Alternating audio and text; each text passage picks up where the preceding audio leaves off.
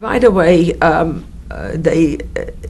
Germans came in, and right away they told the Jewish people that we have to put on a yellow star. And we all started sewing the yellow stars of a piece of cardboard, and you had to wear one in front and in the back, and you had to walk in the middle of the street. You couldn't walk anymore on the sidewalks. I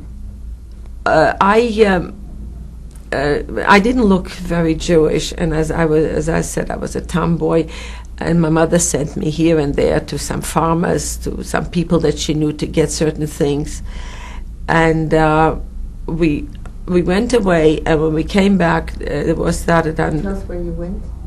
I went to my mother must have sent me someplace to get something, and I took off the yellow star and I went on the sidewalk.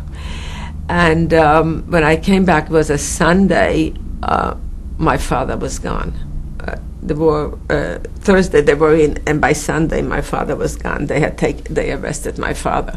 My father, the rabbi, we had a Rabbi Box, the Nachamovsky, and they took some prominent Jews, and they arrested them, and they were in jail. And my mother tried to find out where they are, what happened, but she wasn't very successful. And in the meantime, a German came to live in our house, in the same room where the Russians were, and he looked like Hitler. So everybody used to say that Hitler lives by the Matuzons. And he said that he will try to find out where my father is and maybe get him out. We found out that Antonas, this was our super, told when the Germans came around where the Jews lived and in what apartments, which in our place all of them were Jewish. But somehow or other, only my father was arrested at the time. And we never saw my father again. Then the ghetto formed. The ghetto started forming. What they did is they took part of the town, which was like the poorest part of town, and they enclosed it, and this was called the ghetto. Most of the houses in that part of town had no bathrooms. They only had outhouses. And there were shacks. They were really just shacks. Somehow or other, we were waiting, because my mother was waiting for my father to return.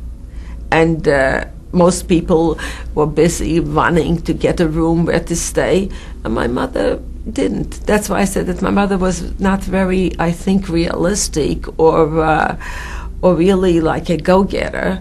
And we were just waiting, and there was another couple, my aunt's sister, my aunt that was sent out to Siberia, her sister was in our town with her parents, and they were already in the ghetto, and my mother was just waiting. She was waiting for my father to return.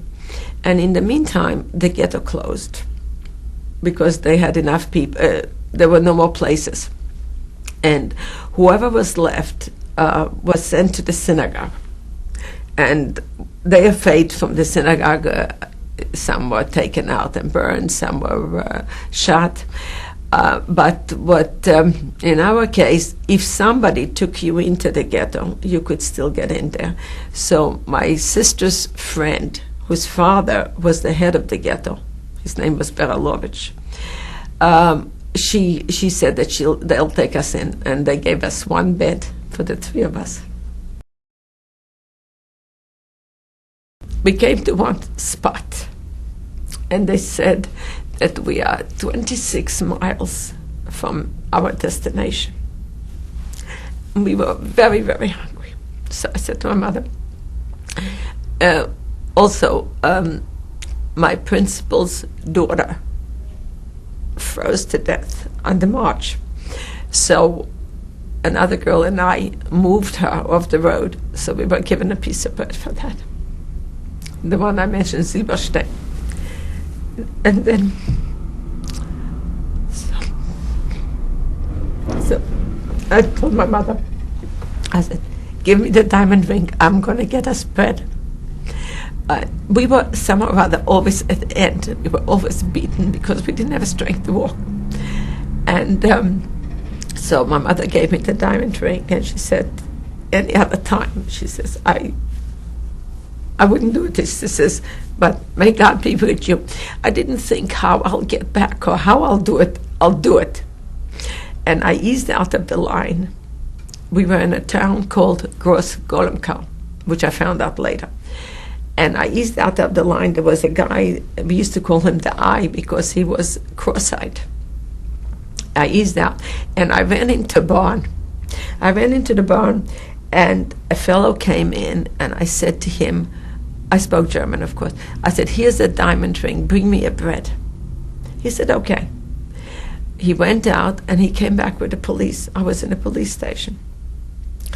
So they said, what are you doing? I said, I came for bread. So they said, where are you from? I said, from the colonne. Colonne is like a group. And you could see because they were right there. It was just a few, seconds. So they said, do you know what you're doing? You are dirtying our German, you are dirtying our German free town, our Judenfrei town. So they started. Excuse me, who are the colony? The colonne is a group. It's in Jewish, colonne. So you admitted that you were part of that group? I didn't have to admit. The way I looked, they knew where I came from. So they said, you're dirtying. So they started chasing me towards the group, and the only thing I was thinking, I didn't care if they kill me, but I said I didn't want my mother should see me being killed. I mean, I just left. So I started running, and I really don't know. I mean, today, hindsight, I think my father must have carried me. My feet were all swollen, and I was hungry, and I ran so fast, and before I knew, there was a posse, and they were chasing me with guns, with pitchforks, and I was running, and on the side of the road, people used to watch the marches, and there were people in uniforms, so I separated them to the right of me. I separated them, and I went behind them, and I figured they'll kill me, but at least let it be behind so my mother wouldn't see it. So I ran behind, and I ran into another barn, and I lay down in a trough. And I was there, and all this time, and I used to say to my mother, let's run, let's run. And my mother had one saying. She used to say, mein Kind, whatever will happen with all the Jews will happen with us too. There is no way out. And this is when I saw, she was a fatalist, and I saw the merit to what she said. But I ran into the barn, I lay in the trough.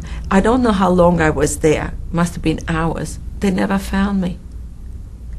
And then, maybe it was a couple of hours, and then somebody came in. I assumed he was Polish, and I said to the man, I said, I'm here. I spoke German, and I said, they must be looking for me. He said, no, they gave up the search. They left. I said, are you Polish? He says, no, I'm British.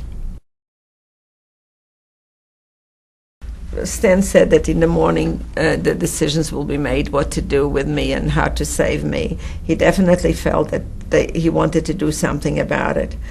And the girls were left. That was at night, and somehow or other, lying in that trough, that I remember very well, I was thinking that how wise my mother was when she said, what happened with all the Jews will happen with us too. I felt so alone. I felt like alone in the whole world. And I felt lonesome. Of course, I had eaten. I wasn't that hungry anymore. And I must have dozed off. I even remember how I was sitting up in the trough, like leaning against the wall, and the cow was nibbling me. And all of a sudden, I hear somebody coming into the barn and yelling, "Some Donnerwetter noch einmal, wo ist die Lampe, wo ist die Lampe?" And she was feeling the lamp was standing. It was supposed to be just like to the right of me, and she couldn't find the lamp. And she started feeling, and she touched my clog, and she shook my foot, and she said, "Who's there? Who's there?" Of course, in German. And at this point, I didn't answer. I didn't breathe. I don't even think I was alive. And I stayed, and then she left. And hindsight, I think at that point I had given up. because hadn't I would have really gotten out of the trough and run out of the barn to be outside, because common sense would dictate that she would come back with a light to see who is in the barn. And I didn't do anything. This is one time I think I gave up. But I was very lucky she never returned. She never returned. And in the morning when Stan came, Zoya said that the Russian people don't want any part of a Jewish girl. And Stan said, he discussed it, there are 10 men, and they all decided that they are going to save me and help me. And they'll make a room. They lived in a barn, and above the barn was straw and horses. It was a police station. In the little towns in Germany, you have a police station at the beginning of town. Is this Germany or Poland? Gross-Golemkow. I think it's Poland that Germany took over. And it was not far from Danzig. It was like 20 kilometers from Danzig. And and the town name was Gross-Golemkow. And he said that they lived they were locked in. In the morning, they let them out to work, and at night they locked them back in. But above them, there is a barn where they had straw and horses, and there's a police station outside. But in the straw, they're going to make a hole. And in the hole, they will lower me down, and there's a chimney there, and the chimney will keep me warm. And in the morning, they come in to hang out their laundry, so they'll bring me food. And at night, when they come to pick up the laundry, they will be able to bring me food again.